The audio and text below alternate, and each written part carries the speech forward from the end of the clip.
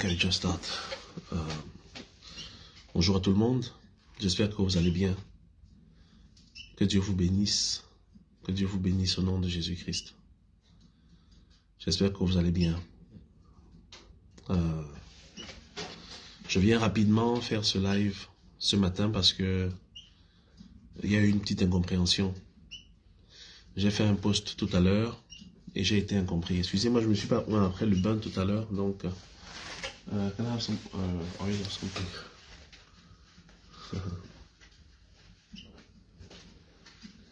It's fine, I have something.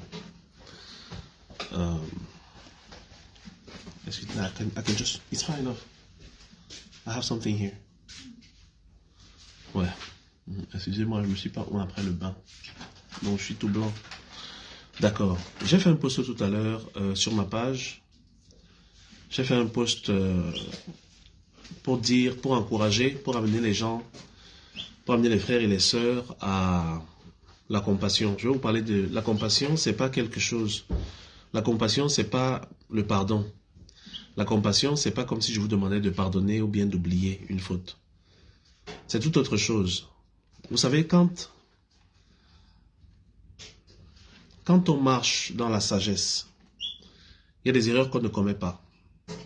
Et mon travail en tant que pasteur est de crier quand je vois les gens se rapprocher du trou, se rapprocher du feu. Je crie, je dis, faites attention, faisons attention.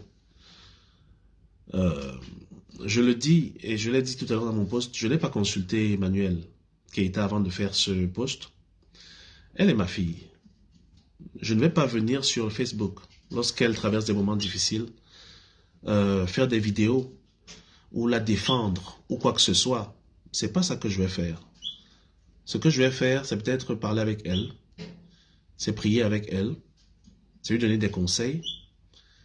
Mais vous savez, quand une personne comme Emmanuel traverse des moments difficiles, quand elle se fait insulter, quand des histoires mensongères sont racontées sur elle, ça touche très fort ceux qui sont autour d'elle.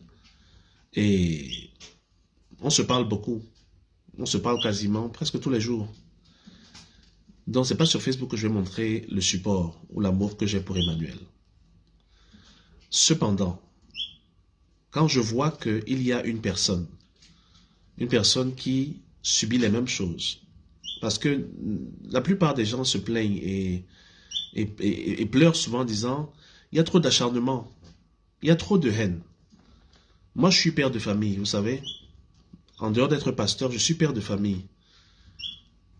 Lorsque les enfants du voisin font des bêtises, partent voler, partent casser, voler dans les boutiques, et que je me rende compte que leur père, leurs parents ne leur parlent pas, je ne vais pas me déranger à leur parler, je ne vais pas trop me déranger à courir après eux, à leur dire ce que vous faites est mauvais, non.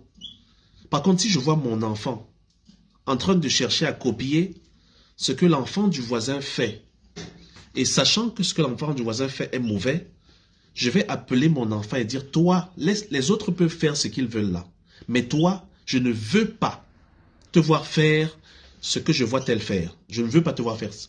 Parce que tu es mon enfant. Parce que tu es mon enfant. Donc quand je viens en courant et que je dise compassion et que je dise laisser parce que l'ambulance, on ne tire pas dessus, c'est parce qu'à plusieurs reprises, et ce depuis des mois déjà, quand Emmanuel avait des problèmes, quand elle était insultée, parce que je ne vais pas dire qu'elle avait des problèmes, je ne peux pas le dire parce que Dieu est là, mais quand elle se faisait insulter, quand des histoires mensongères se racontaient sur elle, c'est quand elle avait des problèmes, pour l'enfoncer encore plus, et ça nous a toujours fait très mal. Ça nous a toujours fait très mal, parce que c'est le moment pour le diable de frapper quand tu es fatigué. La Bible dit, venez à moi, vous tous qui êtes fatigués et chargés, je vous donnerai du repos. Dans cette phrase-là, si tu ne lis pas bien, tu ne vas pas comprendre ce qui est écrit. Il est écrit, vous tous qui êtes fatigués et chargés. Ce n'est pas écrit, vous tous qui êtes chargés et fatigués. Et le détail est très important. Fatigué et chargé, ça veut dire, vous êtes déjà fatigué. La vie vous fatigue. Les problèmes vous fatiguent et le diable vous charge encore. Et c'est ça qui se passe quand on a des problèmes et qu'on est acculé. On est fatigué, mais en même temps, on est chargé. Et c'est pour de telles personnes que Jésus est venu. Il dit, venez à moi, vous tous qui êtes fatigués et chargés, et je vous donnerai du repos. Ça veut dire que la charge, quand tu es attaqué par le diable, vient du fait que tu es fatigué. Le diable n'attaque que les gens qui sont fatigués. Le diable ne charge que ceux qui sont fatigués. Venez à moi, vous dites qui êtes fatigués et chargés. Et je vous donnerai du repos. Moi, j'ai subi des charges pendant la fatigue. Emmanuel Keita en a subi. C'est ma fille. Ma femme est témoin. Elle est là à côté de moi. On se parle presque tous les soirs. Et nous prions pendant de longues minutes. Vous comprenez? Donc quand je me rends compte que quelqu'un est fatigué en ce moment, même si c'est ton ennemi, même si c'est ton adversaire, on sait tous ce qui s'est passé. Mais quand il est déjà fatigué et que nous chargions encore, alors on est en train de faire ce qu'on reproche aux autres de nous avoir fait. Et là, si tu es mon enfant, si tu es une personne que j'aime, je vais te dire, pardon, ne fais pas ça. Parce que quand on nous a fait ça hier, ça nous a fait mal. Et là, ça va leur montrer combien limités ils sont. Beaucoup de gens le font parce qu'ils sont ignorants. D'autres le font parce qu'ils sont haineux. D'autres le font parce que, ils n'ont pas une autre option. Ils sont fabriqués pour faire du mal. Mais vous qui connaissez la vérité, vous qui avez l'amour de Dieu en vous, et pour la plupart d'entre nous, il y a des chrétiens. Quand je parle à une certaine catégorie de personnes qui va comprendre, parce que dans mes dires, j'ai bien mentionné ce que la Bible dit. Donc je suis en train de parler aux gens qui lisent la Bible. Je parle aux gens qui connaissent Dieu et qui le craignent. Dieu nous dit dans sa parole, à moi la vengeance, à moi la rétribution. Ce que vous êtes en train de voir, ce que nous sommes tous en train de constater, nous savons tous que les efforts des gens n'ont pas été mis dedans. Personne ne peut dire, c'est moi qui ai poussé, c'est moi qui ai porté plainte, c'est moi qui ai fait ci, c'est moi. Personne. En fait, tout le monde regarde et constate, mais qu'est-ce qui se passe? Et il y a des situations qui viennent du nord et du sud et de l'est et du passé et du futur et du présent et qui se cumulent sur une personne. Et vous n'avez pas peur? Vous ne constatez pas que Dieu est en train de combattre et qu'à ce moment-là, on doit s'écarter? C'est pour ça que j'ai parlé. Je vais aussi dire à toute personne qui vient, et non, je ne demande à personne de pardonner. Si vous avez bien lu, j'ai mis à un endroit que tout ce qui est fait, d'ailleurs les insultes et les moqueries, c'est justifiable. C'est-à-dire, tu peux dire, je me moque de lui parce qu'il a dit. Je me moque de lui parce que ceci ou parce que cela. Tout ça est justifiable. C'est justifiable, donc tu peux expliquer. Je n'ai pas demandé aux gens de pardonner, je demande aux gens de compatir. Parce que il y a des choses qui peuvent arriver à tout le monde. C'est pas parce qu'on est clean, c'est pas parce qu'on est sage, c'est pas parce qu'on est riche. Il y a des choses qui peuvent arriver à tout le monde. Et quand des choses qui peuvent arriver à tout le monde arrivent à une personne, même à un ennemi, il faut compatir. C'est comme un deuil. Quelqu'un perd un parent, n'est-ce pas? Quelqu'un perd un parent. Et moi, je me mets à me moquer de la personne. Pour que je me moque de la personne, même si c'est un ennemi, il faudrait que je me rassure que moi, aucun de mes parents ne va jamais mourir. Il y a des choses qui peuvent arriver à tous les humains de la terre. À tous les humains de la terre. Quand tu vois que ça arrive, même à ton pire ennemi, alors compatis. C'est-à-dire sans sa douleur. Sans sa douleur parce que tu es un humain comme lui ou comme elle. Ne sens pas sa douleur parce que tu la comprends. Ne sens pas sa douleur parce que tu lui pardonnes, mais sens sa douleur parce que tu es un humain. Et parce que si on t'avait fait ça, quand tu étais si tu étais dans cette situation, tu aurais eu terriblement mal. Mais pour notre cas, nous savons que ça nous est arrivé depuis. Moi, ça arrive à Emmanuel. Ça arrive à Emmanuel depuis bientôt 2 ans, sans arrêt. Et ça frappe, et ça frappe, et ça fait mal à tout le monde. Alors, quand on est dans la situation maintenant, des gens qui savent ce que ça fait que de ressentir des coups, et qu'on voit que ce qui s'est passé ne vient même pas de nous. Alors, quand Dieu fait, tu regardes. Parce qu'il est écrit, 1000 tomberont à ton côté, 10 000 à ta droite, et tu ne seras pas atteint. Que 1000 tombent à ton côté et 10 000 à ta droite, tu ne seras pas atteint, mais de tes yeux seulement, tu verras la rétribution des méchants, de tes yeux. Donc, tu vas seulement constater. Il s'agit de constater. Il n'est pas écrit que quand 1000 vont tomber à ta gauche et 10 000 à ta droite, tu te moqueras ou tu te réjouiras. Il est écrit de tes yeux seulement. Tu vas regarder la rétribution des méchants. Regardez. Regardez.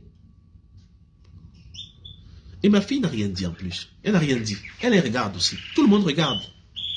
Donc quand je parle de compatir, je ne demande pas aux gens de... Voilà. Et la photo que je mets, la photo que j'ai mis, vous voyez, c'est une photo bien choisie. Je suis devant le frère sur cette photo. Je suis devant lui. C'est-à-dire, le message que je vais donner, il peut être choquant. Et c'est sur moi qu'on va frapper les coups. C'est sur moi que ça va tomber. Je suis pasteur, frères et sœurs. Je suis pasteur et je prêche l'évangile.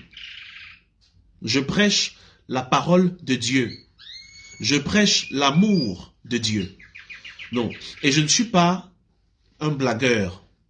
Je ne suis pas dans la saleté. Ce serait très très difficile de m'y trouver. Donc pour tous ceux qui ne comprennent pas un message qui est écrit, au lieu de venir récupérer pour rien des malédictions inutiles alors que j'annonce la parole de Dieu, il faut regarder et passer. Parce que moi, je ne tolère aucune insulte, je ne tolère aucun manque de respect. Et j'impose cela. Ok? J'impose vraiment cela. Et comme vous avez vu là, c'est le pouvoir de la prière et une démonstration de la présence de Dieu. Est-ce que vous comprenez? Donc ne venez pas faire ça ici. Ça ne va pas vous faire du bien. Allez insulter les gens qui insultent. N'insultez jamais les gens qui bénissent. C'est un conseil que je vous donne. Insultez ceux qui insultent, mais évitez d'insulter ceux qui bénissent. Parce que quoi qu'ils disent en ce qui vous concerne ne va jamais vous rater. Est-ce que vous avez compris? Donc si vous ne comprenez pas, posez des questions et on va répondre. Ok? Donc faisons très attention. C'est le message que je voulais donner. Et je veux dire, ce message, je l'ai donné parce que je vous aime. Je l'ai donné parce que j'aime ma fille. J'aime ma fille Emmanuel.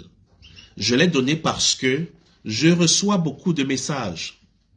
J'ai reçu beaucoup de messages de gens qui savent que je prie avec Emmanuel et qui venaient se réjouir dans mon inbox. Oh, pasteur, vraiment, Dieu a frappé durement, ton Dieu là est puissant et tout, vraiment et tout. Beaucoup de choses, tu ne vas pas répondre à tous ces 2000, 5000 messages qui tombent. Mais en même temps, tu ne vas pas leur dire, non, écoutez, moi je ne me réjouis pas. Je ne suis pas en fête, je ne suis pas en fête. J'ai donc décidé de venir mettre sur ma page officielle ce message-là pour arrêter de me dire, bon, tel m'a écrit, j'ai pas répondu, tel m'a écrit, j'ai pas répondu. Qu'est-ce qu'ils vont penser? Ou bien est-ce qu'ils vont penser que je me réjouis parce que quelqu'un est dans les problèmes? Ou bien non. Je suis venu mettre ce post afin que vous sachiez tous ce que Dieu pense d'une telle situation et le comportement que les chrétiens devraient avoir face à une telle situation qui peut arriver à tout le monde. À tout le monde. C'est pour ça que j'ai fait ce post. Pourquoi je ne parle jamais quand Emmanuel est attaqué? Je l'ai dit, je prêche l'évangile, c'est mon travail. Mais aussi, à côté de cela, je vais vous faire une confidence que m'a faite Emmanuel Keita au début. Quand on commençait à prier ensemble, il y a déjà beaucoup plus d'1 an. Elle m'avait dit ceci. Pasteur, le jour, papa, je cite, papa, le jour où tu vas te faire insulter sur la toile à cause de moi, ça va me faire très mal. Je ne veux jamais te voir dans une situation où les gens t'insultent à cause de moi. Ça va me faire très mal. Donc peut-être c'est mieux parfois d'éviter les sujets qui me concernent. Elle me l'avait dit au départ. Et je lui ai dit, j'ai compris, il n'y a pas de problème. Il n'y a pas de problème, j'ai compris. C'est pour ça que je ne me prononce jamais. Ça ne la dérange pas. Elle le comprend.